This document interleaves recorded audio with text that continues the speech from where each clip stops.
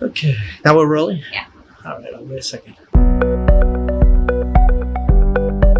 Welcome to Tek Talk. If you're passionate about CNC machining or just getting started with CNC machining centers, you're in the right place.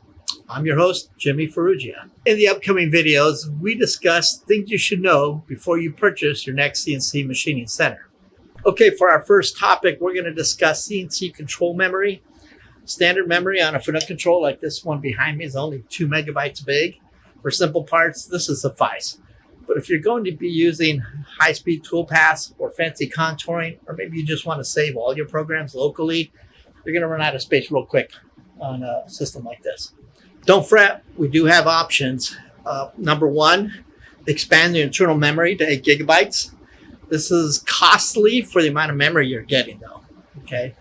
Option number two, use a CF card.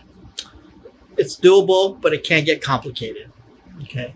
Option number three, a data server. This is the most common option. It's also the most expensive. Its costs start around $4,500, but it has a capacity of 2 gigabytes and up to 4 gigabytes. But also, you get the ability to connect the data server to your network. That way you can upload programs right through your network and simplifying life. Thanks for watching, everybody. If you have any questions, email us at info@northsouthmachinery.com. I'm your host, Jimmy Farrugia. See you next time.